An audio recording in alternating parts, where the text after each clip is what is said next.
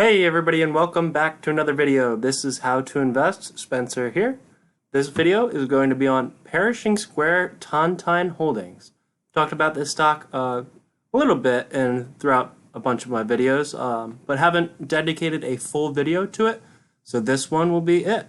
This move has been on this stock has been on quite the move recently. As we can see here, in the past 5 days, it was around $25. And dropped over 10% on the news of their new deal. The deal that went through is actually not a merger. This company was supposed to be a SPAC, and they were looking for a mature unicorn, as Bill Ackman put it, as he is the founder of this SPAC.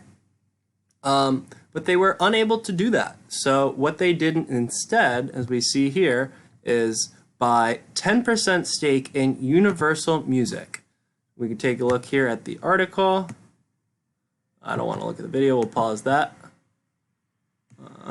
But Ackman SPAC confirms to buy 10% stake in Universal Music. Oh, okay. I thought there was going to be more of an article, but nope, I'll just give my thoughts on it. So, what this allows you as a retail investor to do is become the pipe investor of Universal Music. So we look here what Universal Music is. We'll look up their artists. So this is probably the most important part of their business model, and currently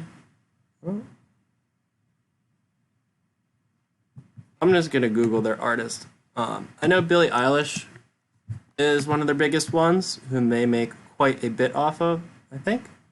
But they still have, I've never heard of him, Taylor Swift, Lady Gaga, Kanye West, they have Rihanna, DaBaby, so pretty big names. Lana Del Rey, Mariah Carey, Jay-Z.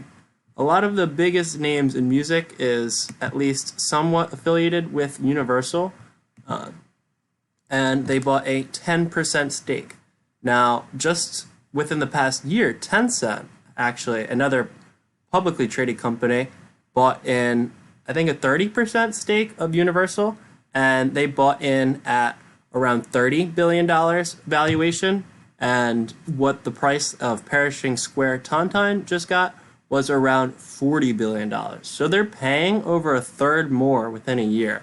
When you look at it comparatively to the rest of the stock market, honestly not that bad of a deal, considering most assets in like stocks or SPACs have gone up quite substantially within the past 12 months, year and a half. Most of them have doubled, tripled, even quadrupled or 10x. So to find a stock that has only gone up 30% in valuation. Now, bear in mind that is quite a big valuation, a $40 billion company. It is harder for these big companies to double their value, considering their value is more than a smaller company. But this isn't bad when you're looking relative to the rest of the market, what they have done in the past year.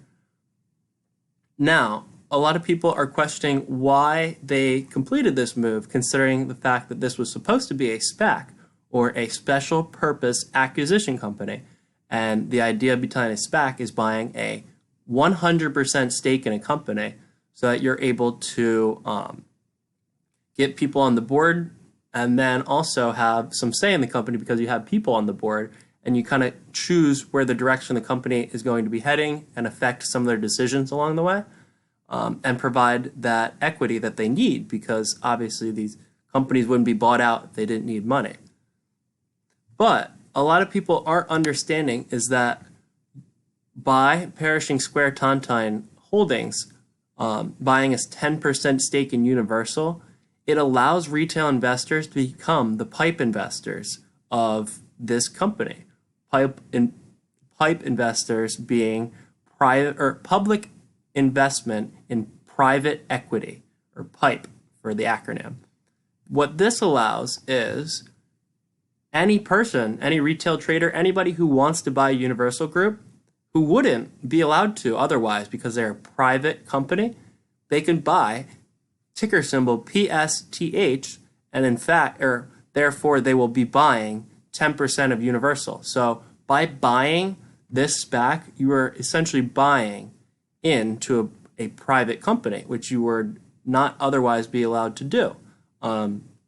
So what my thoughts are on this is, if you are bullish on Universal Music Group, then you should be bullish on perishing Square Tontine.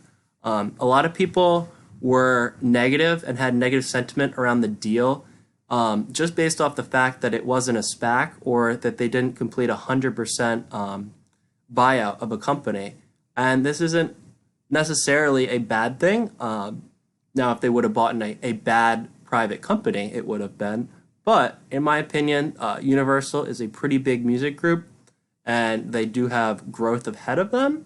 Now, I'm not getting into how much growth that is in this video. If you guys want, I can do an in-depth video on Universal Music Group and where that company is being headed over time. But this is not inherently a bad deal. They bought 10%, so that's probably about $4 billion worth, and they have a market cap of about $4.6 billion, so that makes sense.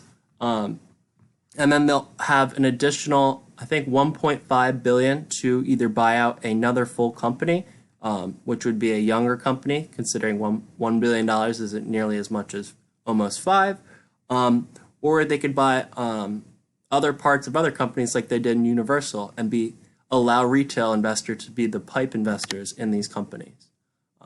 So I just wanted to get that out there and kind of give my thoughts on why this deal isn't entirely bad, or inherently bad, just based off the fact that they didn't complete a SPAC. But if you are interested, definitely do more research on Universal Music Group and where the growth of that business model is heading. If you made it this far, thank you for watching, and come again.